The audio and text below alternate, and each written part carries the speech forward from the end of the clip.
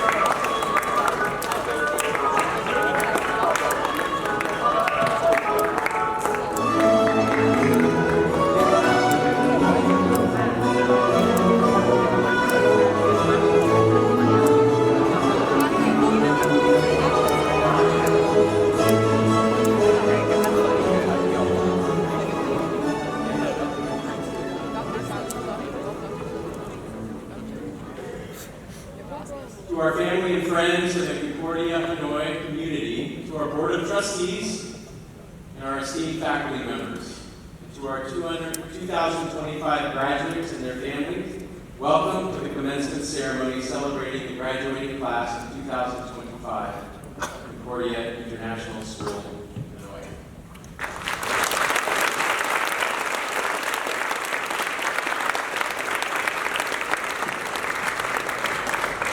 I would like you all to rise.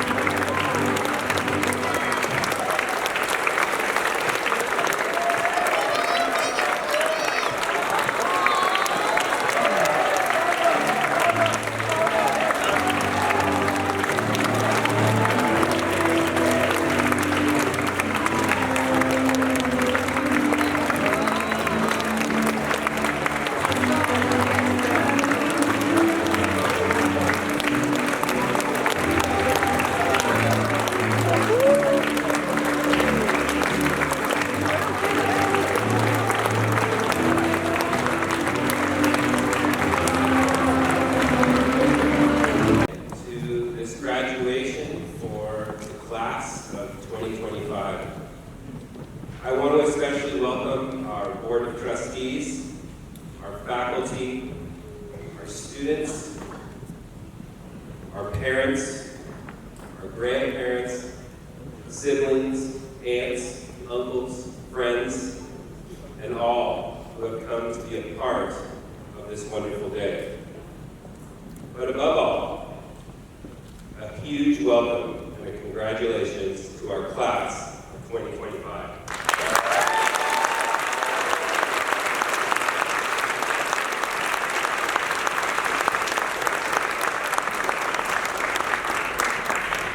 I think it's an honor, and everyone would say it's an honor to be here today to celebrate this milestone for these graduates. When I look at this year's graduating class, I see a group that is not only diverse, but is also incredibly resilient. I see a group of graduates who are intelligent, talented, creative, and driven. They have been able to adapt. They have been able to serve. They have been able to support others. And they have been able to take on learning during their time here at Concordia, Hanoi. I would say that I am most proud of this group for how they have served not only each other, but also our community here in Hanoi and our larger community throughout Vietnam. Today is about them. It is about those late nights. It's about that hard work. It's about that laughter. It's about that friendship that they have built along the way in this journey. Each of you graduates will leave a mark on our school. You'll leave a mark on some of our faculty and our administrators. And you'll leave a mark on other students that you've had the opportunity and the privilege to interact with throughout your time here. There is no doubt that you will make a difference wherever you land next, and whatever the next chapter is that you open up. But for now, I hope you can feel the excitement and the energy in the gym today. You feel it? All right?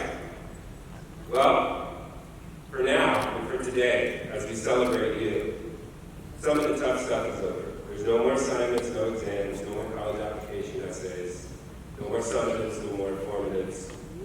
The stress and the deadlines can take a backseat until the fall. Those things will come back. Today we get to celebrate you. We get to celebrate your accomplishments, we get to celebrate your achievements, your growth, and the bright path that you have in the future. So I ask you to briefly close your eyes, take a deep breath, and when you open your eyes, be present here today. And I want you to enjoy every single moment of the day, because you've earned it. Congratulations, class of 2025.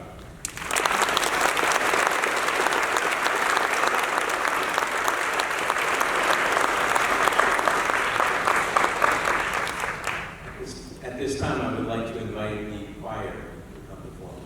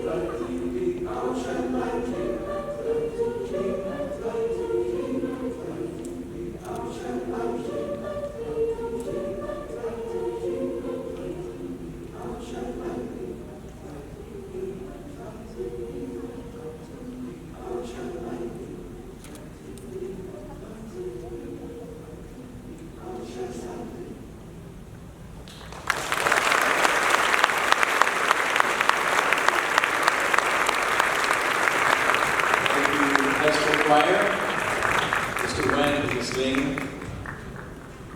The senior class votes to select a student speaker on graduation day. This honor is given to a student who the class feels is best equipped to represent them on this momentous occasion.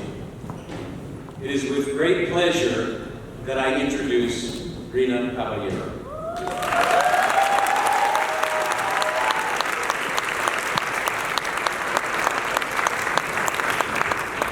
And Rina has attended Concordia, Hanoi since she was in preschool, and next year she will attend Davidson College in the United States, where she will major in English. She's a highly compassionate, intelligent, and accomplished person. Most importantly, she's a person of integrity, and we are excited to be inspired by Rina.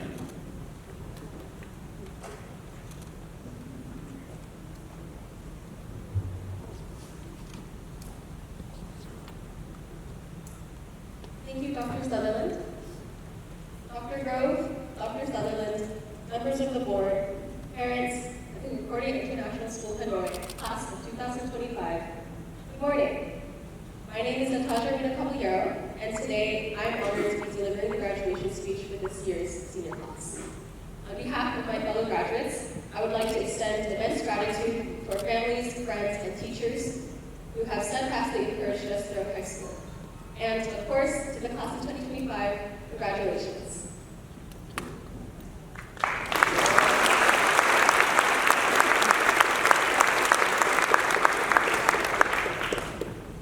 As an aspiring English major who loves reading, writing, and anything to do with language, I'm lucky to have classmates who love reminding me about the path I've chosen. I'm looking at you, Danny. So, in typical English major fashion, I would like to begin this speech with a story. A few weeks ago, I stumbled upon our school's collection of yearbooks on the first floor with my best friend, Jagan.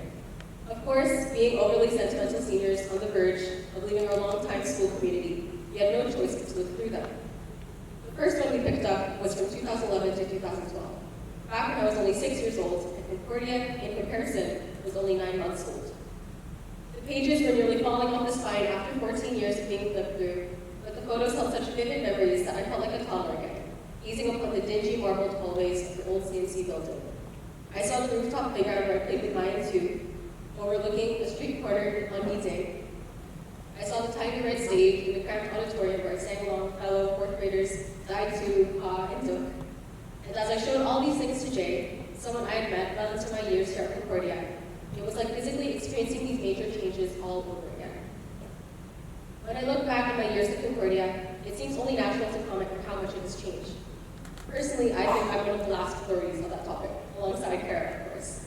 Kara and I spent our entire academic lives together, from our earliest days in preschool until now.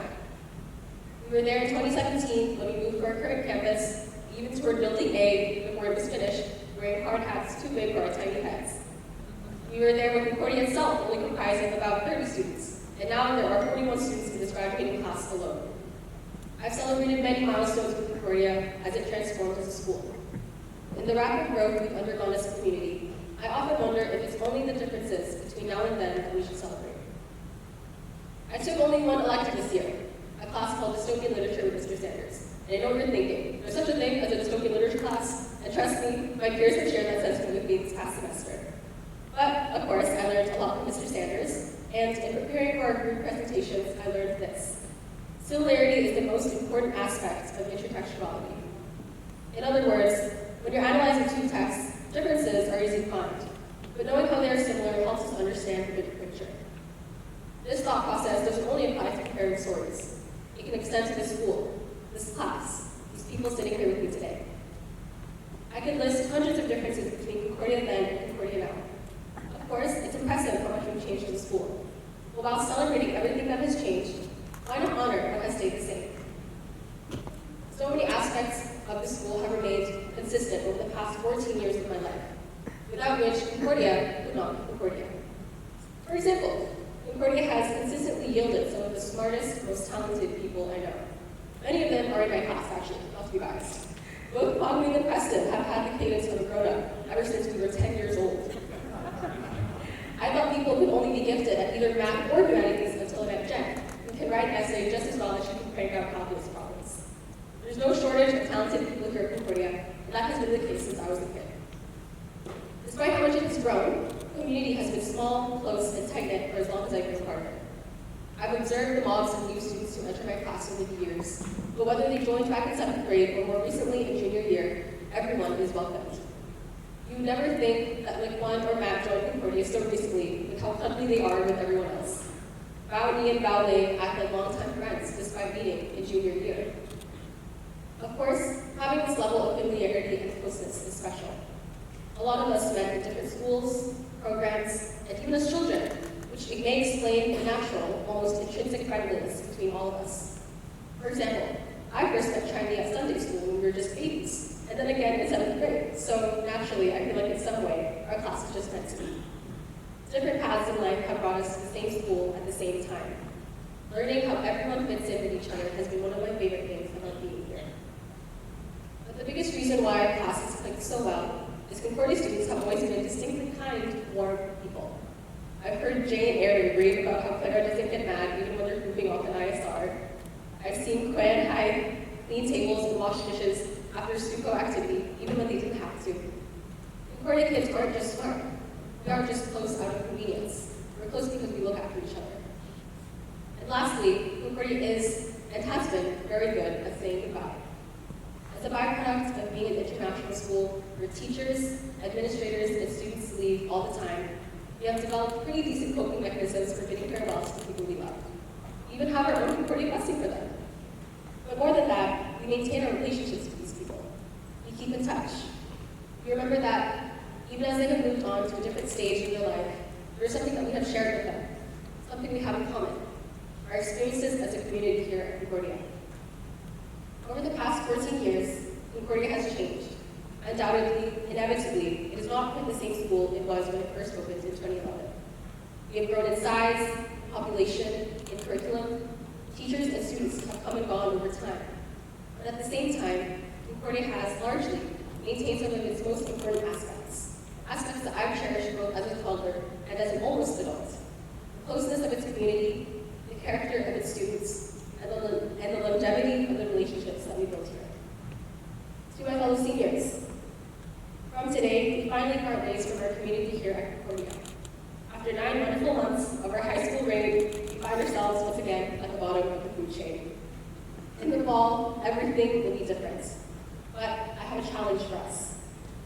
As we encounter new people, new places, and new experiences, I hope we may all find familiarity in the unknown. It's natural to feel out of place, to only look at how it's different, how it's changed from what we're used to. But always remember, finding differences is the easy way out. Similarities will help us grow and see the bigger picture. So, I have a few things in particular that I want you to remember all throughout our first year in college. On the first day of school, I hope you will all remember our first days here at Concordia. Remember feeling nervous, uncertain. Then recall how quickly you found a place here, alongside everyone else. In the same way you did in high school, I hope you start off your college years with confidence and openness. When final season comes around, I hope you can dig up the same fervor we had while studying for our classes in high school. Our class shares a passion for learning and excellence. So remember, our AP Econ study sessions huddled around a singular whiteboard. Remember our AP Stats take-home formatives, the frenzy of not just sharing answers, but taking the time to teach each other. In the same way you did here, I hope you take on the challenge of learning with excitement and dedication. As we acclimate to our new schools and build relationships with other people, I hope we can all recall the same sense of comfort and fun that we shared together. Remember playing multilingual Scrabble during study halls and lunch breaks. Remember die twos where we don't blanket, and squeezing 2, sometimes 5 people on one couch to rest together. Remember eating and sharing food around the coffee table. Remember when TV results came out, how we cheered and screamed for each other. Overwhelmed by the joy that came from other people's successes. In the same way you did here, I hope you share your warmth, kindness, and happiness with others.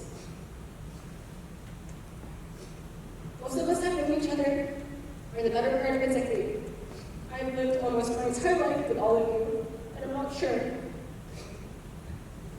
and I'm not sure if I'm ready to know what it's like without my lifelong classmates and friends.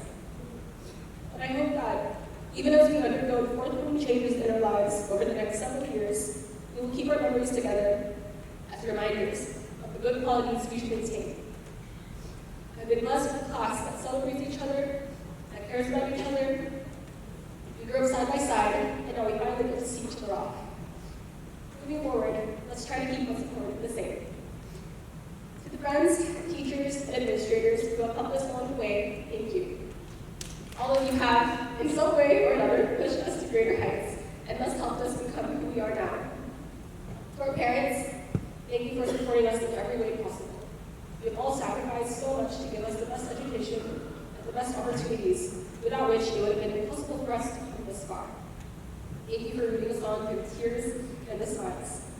To my nene, my dada, Atenea, and the rest of my family who have come all the way from the Philippines, thank you and I love you so much. And once again, to the class of 2055, congratulations.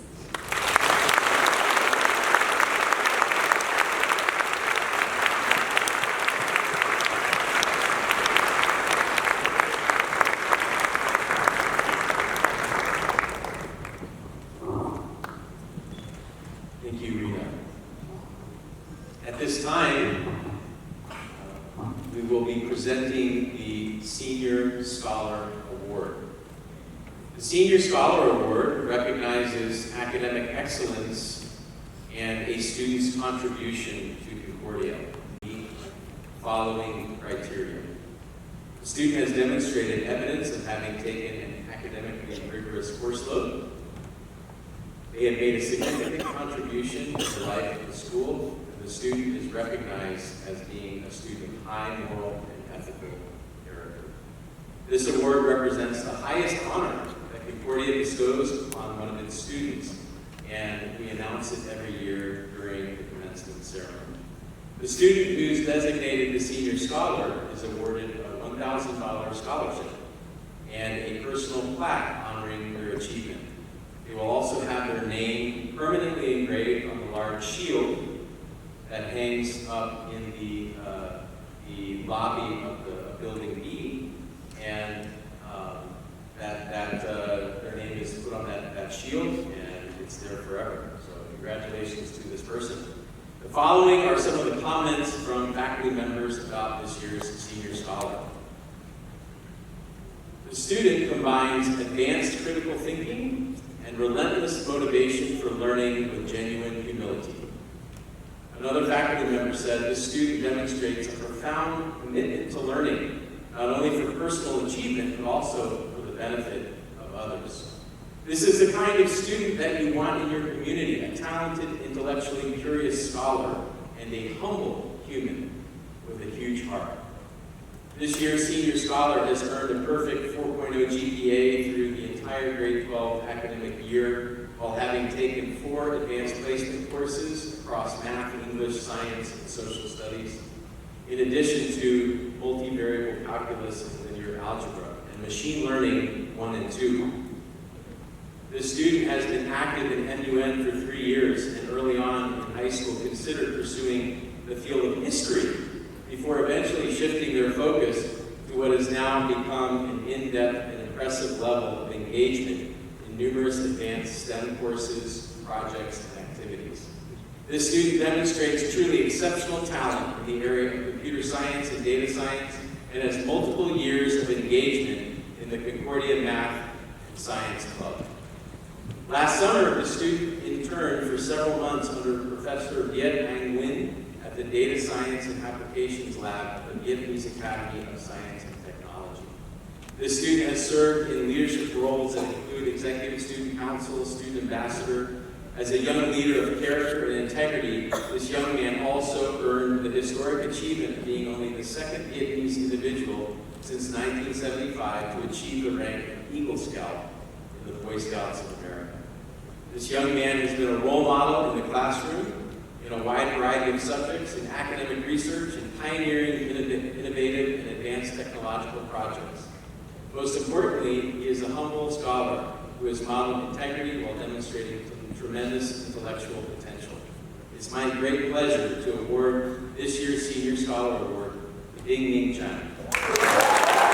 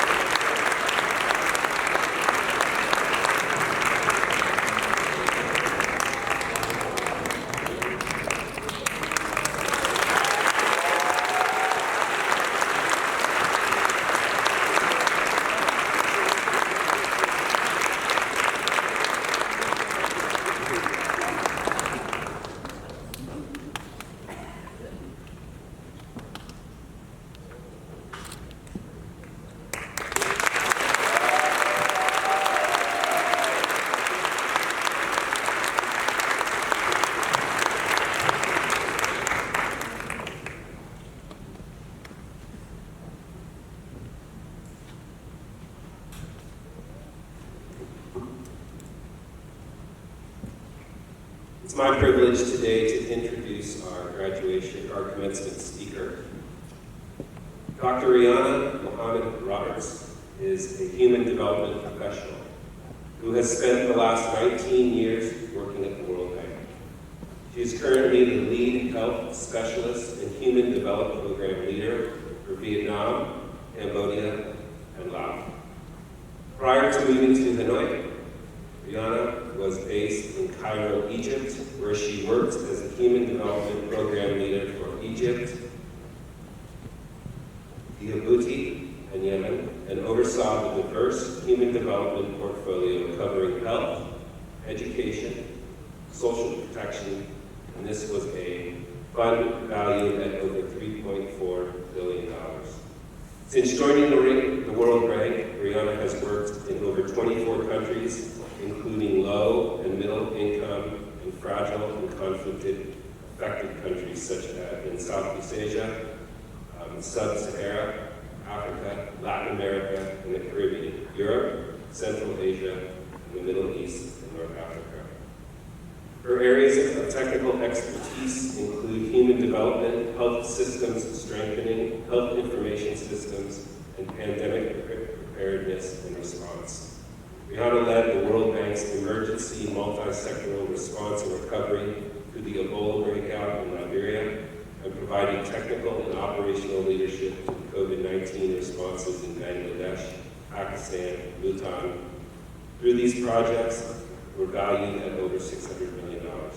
Prior to joining the bank, Rihanna worked as a systems developer in the private sector, providing innovative business software solutions.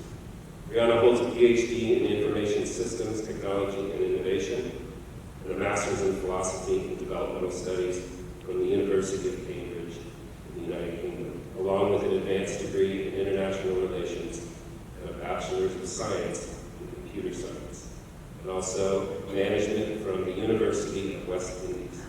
She has 3 children, including a 9th grader here at Concordia, and also a 7th grader that will be joining our Concordia community for this next upcoming school year. Would you please give a warm welcome to our graduation speaker today, Dr. Rihanna Mohammed. Esteemed faculty, proud parents, dedicated families, most importantly, the graduating class of 2025. It is an absolute honor to stand before you today on a day filled with pride, reflection, and endless possibility. Before we celebrate what lies ahead, I want to begin with something foundational: gratitude. To the teachers, the staff, the administrators, and the families, thank you for the care, the guidance, and the love that helped bring this class to this moment. My own family and I felt this community's warmth from our very first visit to Concordia late last year. We were graciously shown around by a member of your graduating class who gave us a thoughtful and generous welcome. And today, graduates, you are the living embodiment of the values that make this school so special: excellence, service, and a deep commitment to one another. Your class theme, Envision, is more than a word. It's a mindset. To envision is to look beyond what's in front of you, to imagine a world that could be. It's about dreaming with your eyes open, leading with purpose, daring to act, even when the path ahead is not fully clear. For over 2 decades, I worked in the field of human development, trying to improve lives and expand opportunity in some of the world's poorest countries. But my journey didn't begin with clarity. In fact, it started with a lot of uncertainty. I come from humble beginnings. I'm the 4th of 6 children born in a small rural village in Trinidad and Tobago. For those of you who don't know what Trinidad and Tobago is, it's a beautiful twin island nation in the Caribbean, just off the coast of South America and within eyesight of Venezuela. I'm proud to say that my village boasts the geological wonder of the world, an asphalt lake, the world's largest natural deposit of asphalt, and ironically, some of the worst roads in the country. We are a country of immigrants, shaped by waves of migration. My great-grandparents arrived as indentured laborers, contracted by the British colonial system after the abolition of slavery. to work on sugarcane plantations. There's no way of knowing for sure, but I like to imagine that they made the difficult journey, hoping for a better life, not just for themselves, but for the generations that would follow. I'm the first generation in my family to finish high school, to earn a university degree, and to complete a doctorate. My parents didn't have access to the education that I received. They had talent, but sadly not the means. My dad spent most of his working life as a postman working in the village post office. My mom was a housewife. Still, my parents gave me something powerful: belief. Belief in the life-changing power of education, and belief in the importance of spiritual grounding. They taught me that true success isn't just measured by achievement, but by staying rooted in faith, in purpose, and in the values that carry you through life's challenges. My parents were determined to provide both my siblings and I with the best possible educational opportunities that they could. I went to a Catholic elementary school in a nearby village. There was no preschool. I recently took my kids to visit my old elementary school, and they were shocked to learn that we had no drama classes, no art classes, no PhD, no music classes, not even a functional library or playground equipment. Most shocking of all, the state of the classrooms. Just chairs, desks, and a blackboard. That's it. I had hoped that they would reflect upon and appreciate the opportunities that they had had. Instead, they left, not with a sense of gratitude, but shared joy that they did not have to go to that school. But for me, that school was everything. It was a stepping stone. To progress from primary to secondary school, which is a combination of middle and high school, I sat what was then called the Common Entrance Exam, a legacy of the country's colonial history that still exists in many parts of the world. This was a standardized exam covering math, English, science, and social studies that determined secondary school placement. Students, or parents really, indicated 4 choices in order of priority. Its aim was to ensure that students progressed into schools that were supposedly aligned with their academic abilities, as determined through this one single high-pressure, high-stakes exam. No pressure, right, for any 11 or 12-year-olds and their parents, not to mention that the results were actually published in the national newspapers. Needless to say, there are many concerns about this exam, but for kids like me from a poorer background, it was a golden ticket. My elder sister and I passed for our first choice school, a strict Catholic school for girls run by nuns in the town about an hour away.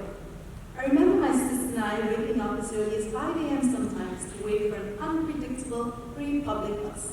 The school day lasted from 8 a.m. to 3 p.m., but we might not get home until 5 or 6 p.m. in the evening. Our life outside of school largely revolved around the free public bus. Early mornings, long days, and long journeys to and from school. These days, I'm worried when the school bus takes 25 minutes instead of 20 to drop my kids home from school. Oh, how times have changed. I recently learned that expectation is the largest predictor of student success. Expectation not only of students, but expectation of parents and expectation of teachers. In my school, we were expected to succeed.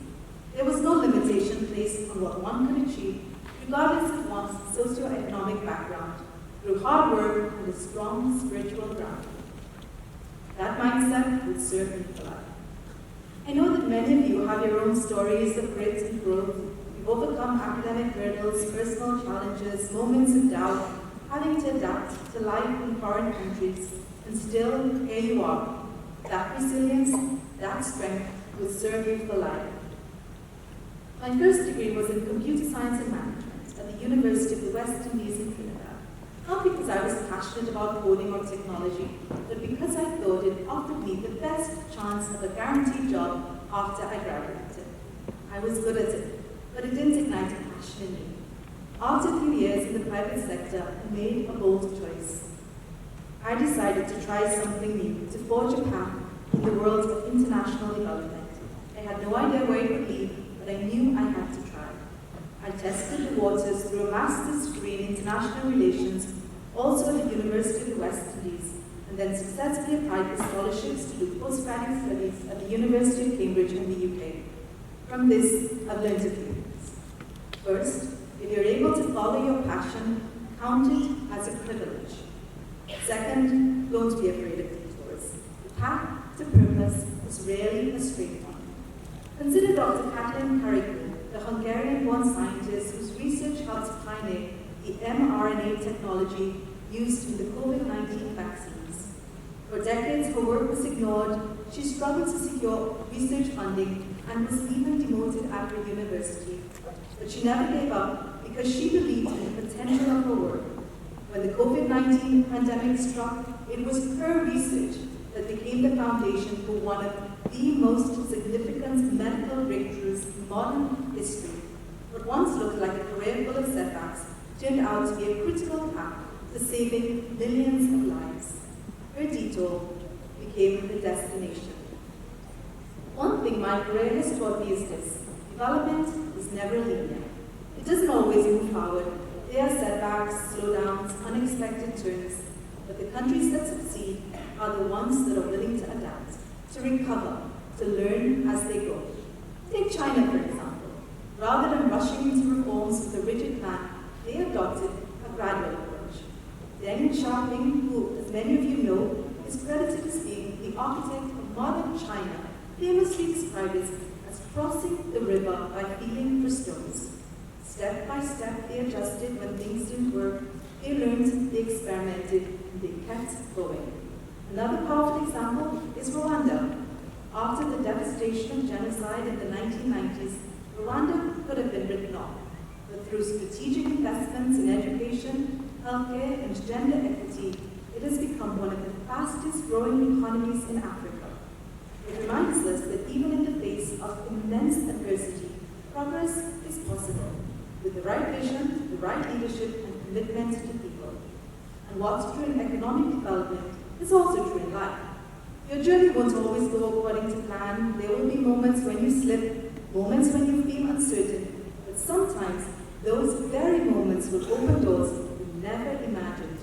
Detours can become destinations. I joined the World Bank through its Young Professionals program. The bank is a multilateral organization that works to reduce poverty and support development, especially in the world's poorest countries. Its mission is a world free of poverty on a livable planet. It is this mission that drew me to work there and that continues to guide my work every day. And I hope that you, too, will find a mission that inspires you. We are living in a world of constant change. The traditional job for life is becoming increasingly rare. On average, research shows that you will change jobs a dozen times and careers at least once. When I left the private sector, I was terrified, wondering if I'd made a huge mistake, but I learned something vital. Courage isn't the absence of fear, it's moving forward despite it. So how do you succeed in this fast-changing world? You stay curious, you stay flexible, and you stay grounded in what matters. You don't need to know everything, but you must be willing to learn. The tools you've developed here at Concordia, resilience, empathy, adaptability, these are your superpowers. And remember, be kind to yourself. You don't have to have it all figured out. Life is not a sprint, it's a marathon. Let me leave you with this simple truth that I have tried to live by. To whom much is given, much is expected. As you step into the next chapter of your lives, it's easy to focus on what's ahead, your careers, your futures, your dreams. But I want to invite you to also look outward, because while you are graduating here today with a world-class education and opportunities in hand, hundreds of millions around the world are still waiting for theirs. You see, we live in a world of deep inequality. Globally, nearly 720 million people live on less than $2.50 a day.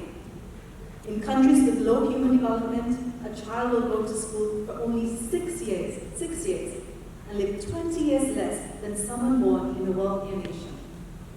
244 million children right now are out of school, and hundreds of millions lack access to basic health care. 2 billion people live without any form of social protection. No safety nets, no guarantees.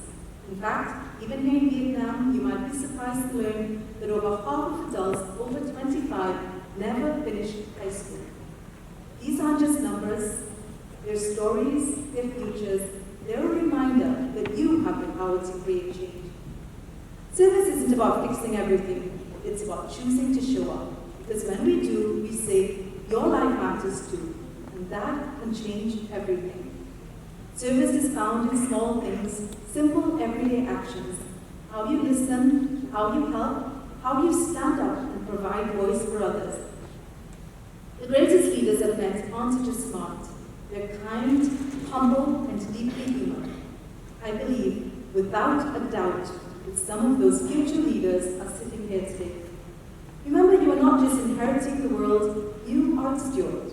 So envision boldly, lead with compassion, and act with purpose. As I reflect on my journey from that small village to this stage, I'm reminded of something powerful. None of us walk alone. We are part of something bigger. Graduates, you are someone's example. Someone is watching how you lead, how you rise, how you care. So ask yourself, what kind of legacy do I want to leave? What kind of world do I want to build? You don't need a master plan. Just take each step with purpose and trust that even small actions echo far beyond what you can see. Class of 2025, as you walk across this stage, know this, you are ready. Not just for what's next, but for the long, beautiful, unpredictable journey ahead. So go forward with courage, go forward with curiosity, and go forward with heart. Because education is not just preparation for life, it is a way of life. As Nelson Mandela said, education is the most powerful weapon that you can use to change the world. Congratulations, class of 2025. We are so proud of you, and we cannot wait to see the impact that you will make. Thank you.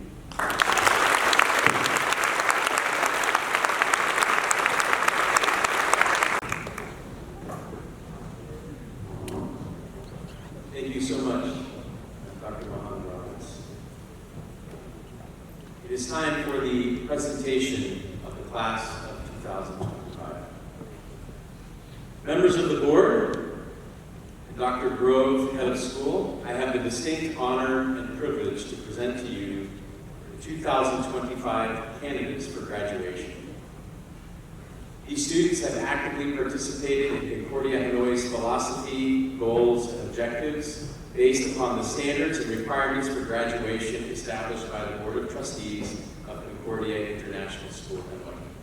I confirm these 40 individuals have successfully completed the requirements for graduation.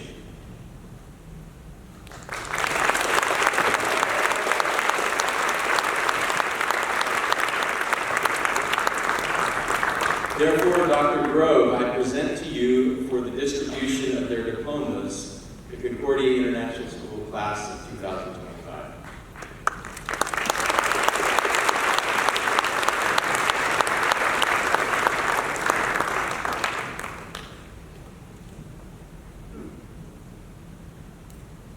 Preston John Badger.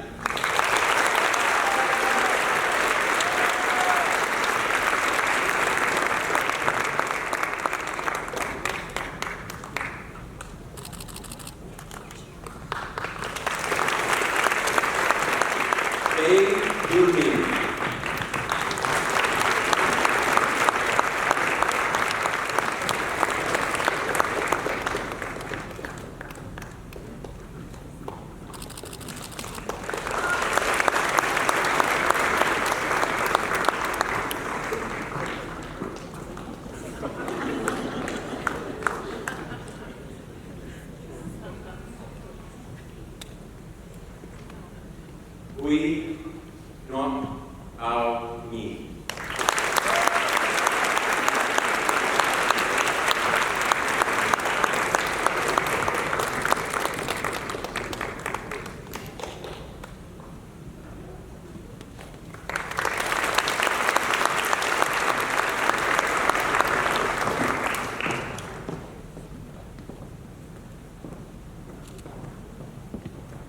Natasha Rina Caballero.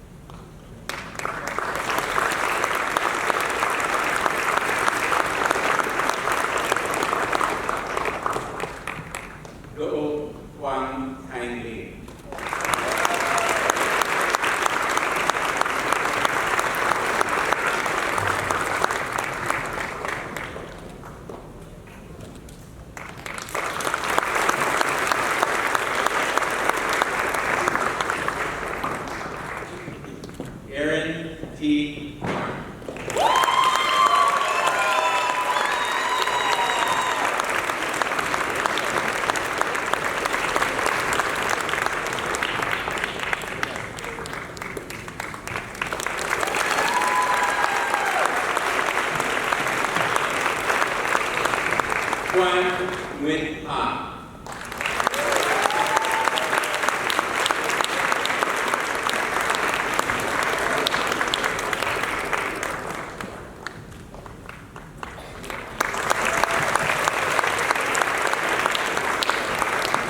Daniel Chrysostom Early.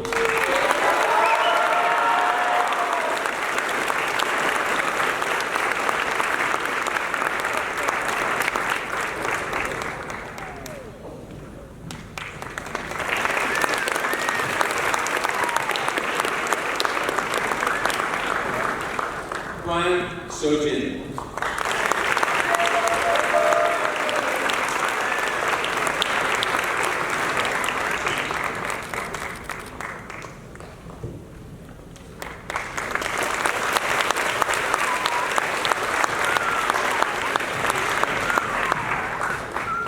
Ishizaki Yui.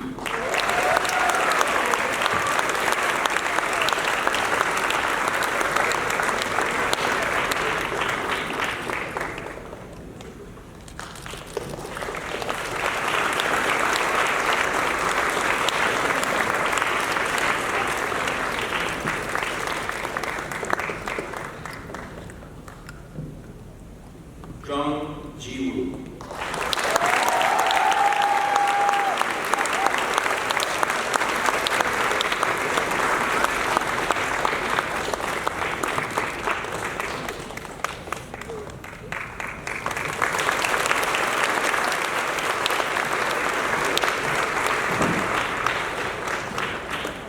Hera Ja Shin Koppelman.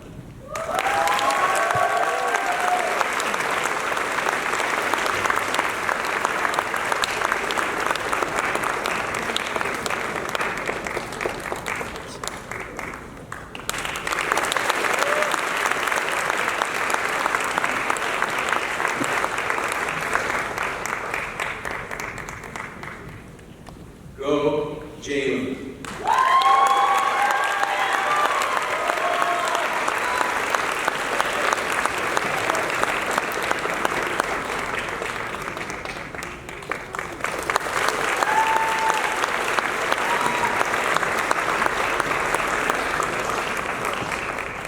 Mateos Enrique Chan Colhouse.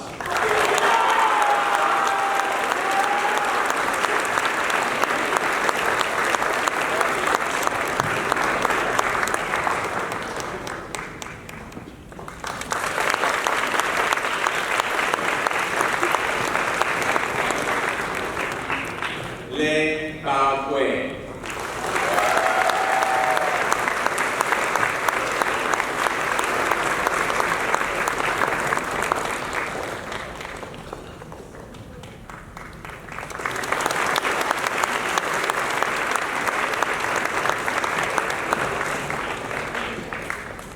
Le Quang Kun.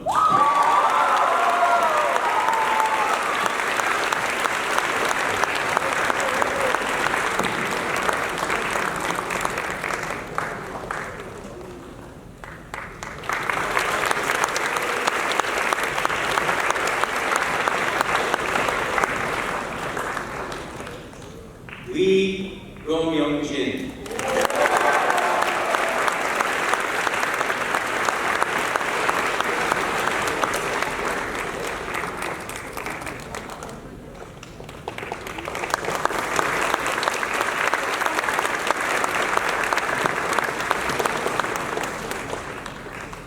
Liu San San.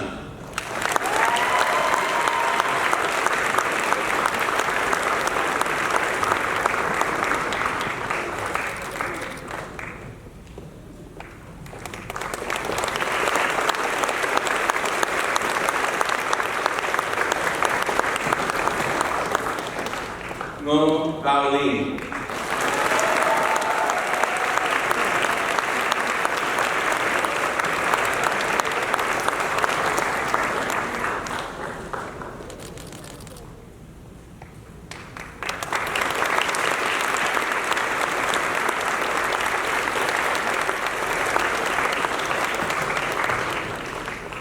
Ngo Chun Kiet.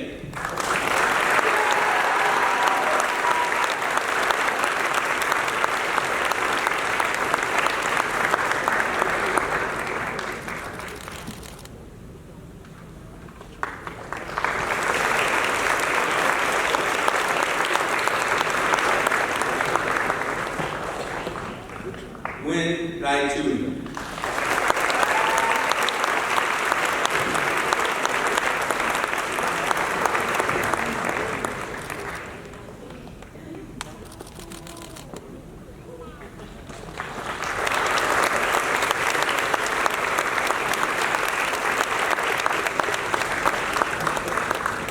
Nguyen Ding Phong.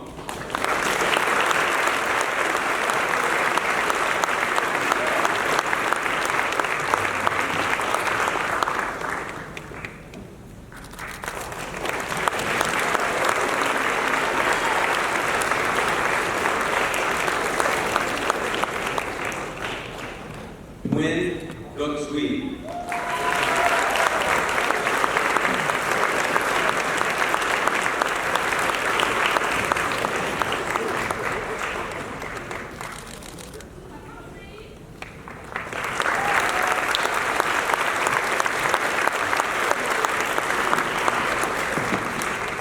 Nguyen Duc Minh.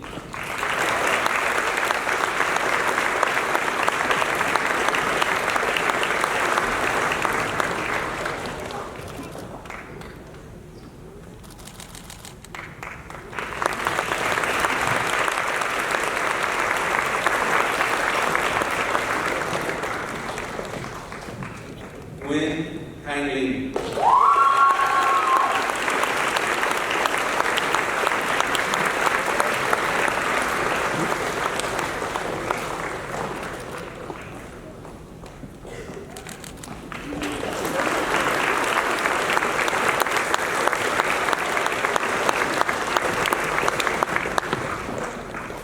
Nguyen Qua Duc.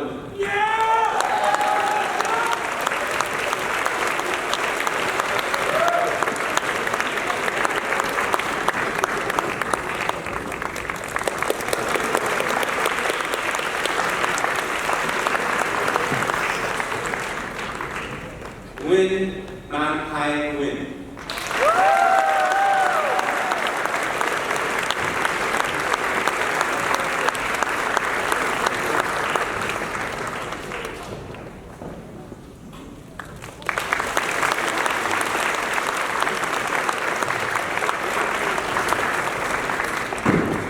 Nguyen Quốc Gia Bảo.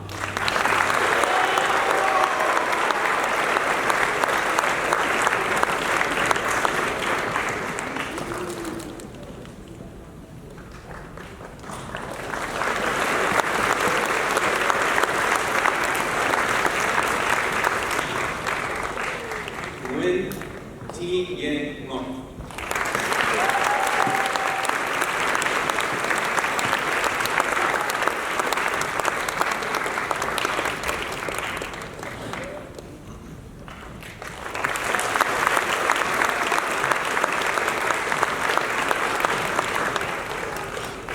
Nguyen Chan Yi.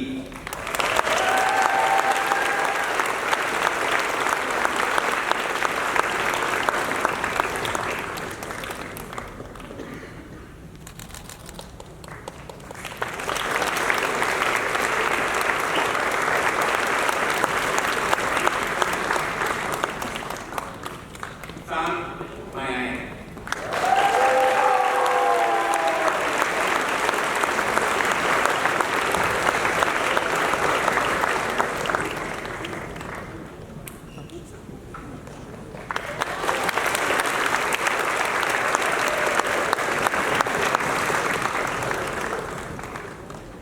Pham Quang Minh.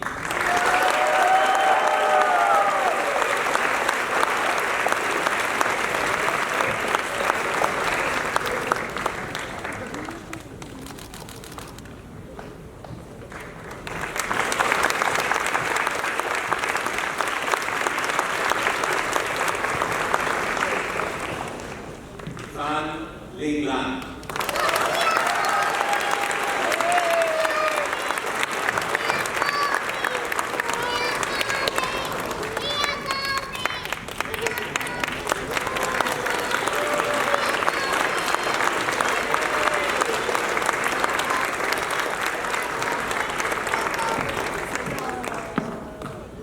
Son Cherin.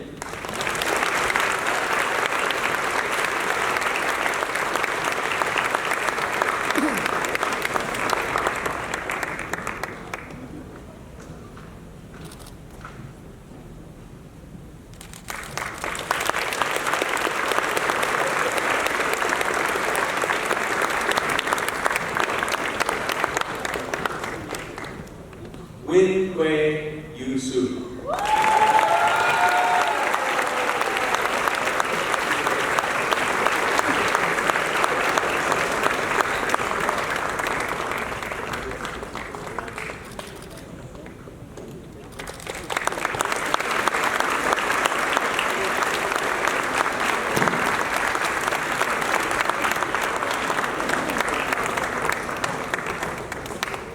John Ming Ming.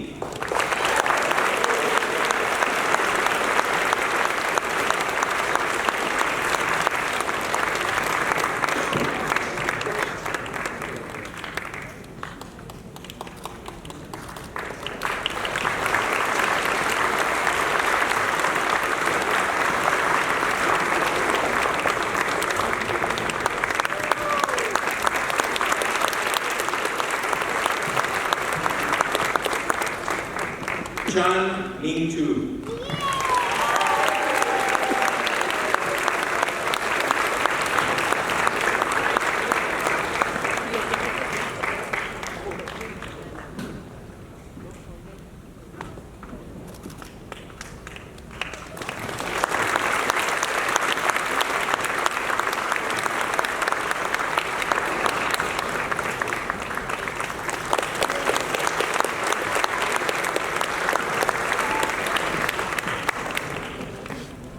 Andrew Sungwan Wee.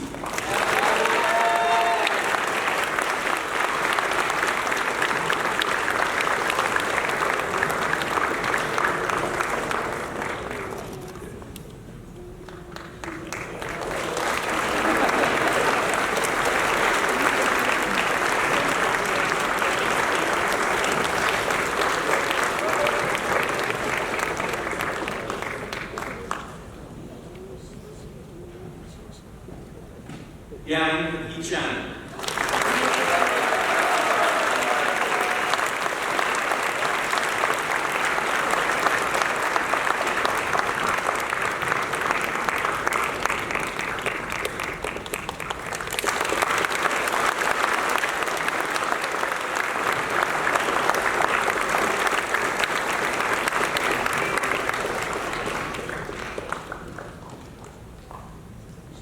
There's so many this year, they forgot what to do, right?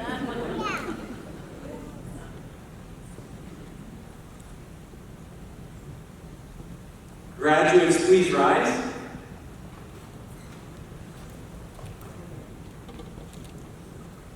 To the Concordia International School Hanoi graduating class of 2025, please move your tassels from right to left.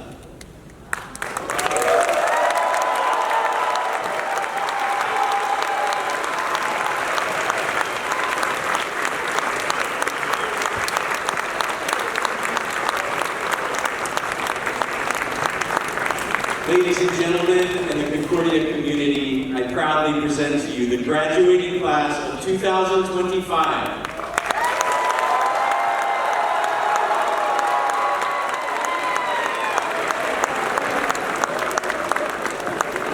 Hold on, guys. Still have some time. Settle down. Okay. You may be seated while Dr. Grove comes to give you the charge.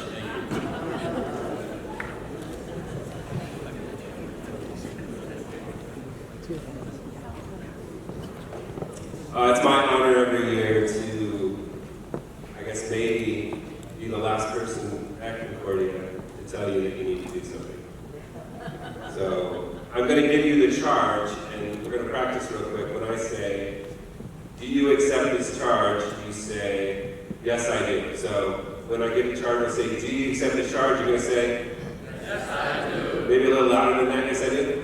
Yes, I do. All right, that's what I want to hear. That's fantastic. So, let's see.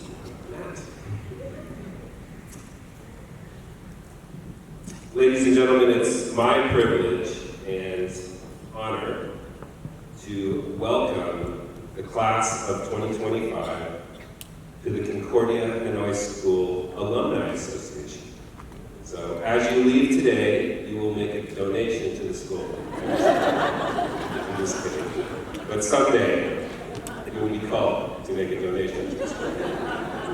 Graduates, we are so proud of you. You have shown resilience, adaptability, and a commitment to excellence, community, and service values that are at the heart of Concordia.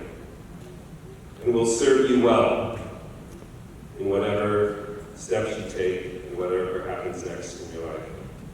I want to encourage you as you step into this next chapter. I want to encourage you to hold true to 3 values that we espouse here at Concordia. The value of excellence.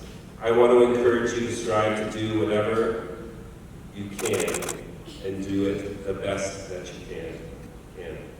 I want to encourage you to hold dear to the value of community. It's clear from watching you today and seeing you interact throughout the year, your grade has a tight community.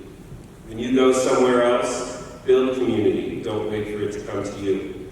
Contribute to community and be a part of community. Build relationships, build community. And lastly, I encourage you as you go forward, serve and look for ways to help others. As was noted today in our commencement speech by Dr. Mohammed Roberts, be the change. Be part of the change. Now, the charge I have for you is to inspire us and to inspire others. Our rising juniors have selected the word of the year for the 25-26 school year, and that word that they have selected is inspire. Inspire means to excite, it means to encourage, it means to breathe into. The connotation of the word inspire is actually to give life. So I charge you to be an inspiration to others. Be that person that encourages and brings excitement in what you do and what you have to contribute to the new communities and the new places that you are a part of. I charge you to find ways to build communities and inspire communities and build up others. Find ways to be excellent and to inspire others towards excellence. Find ways to continue to serve and inspire others to serve. So class of 2025, here is your charge. Can you go out into the world and inspire us and inspire those around you? If so, please respond by saying, yes, I will. Yes, I will! That was very nice, and I like the pause. So congratulations, graduates. The world is waiting for your inspiration.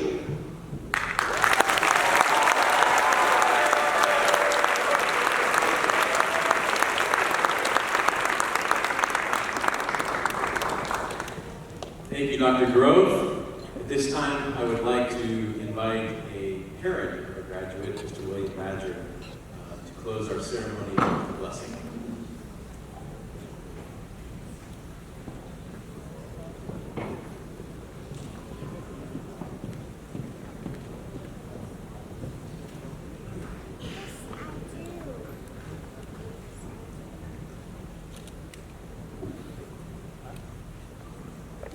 As we come to the end of our commencement ceremony, to the end of your high school career, I would like to leave you with this ancient Gaelic blessing entitled, "May the road rise up to meet you." This blessing has been shared with those departing on a journey for centuries, and it is our hope that as you begin a new journey in your lives, God will bless your path. May God be with you and bless you. May you see your children's children. May you be poor in misfortune, rich in blessings. May you know nothing but happiness from this day forward. May the road rise up to meet you. May the wind always be at your back. May the sun shine warm upon your face, and rains fall soft upon your fields. And until we meet again, may God hold you in the palm of his hand. Congratulations and God's blessing to you all.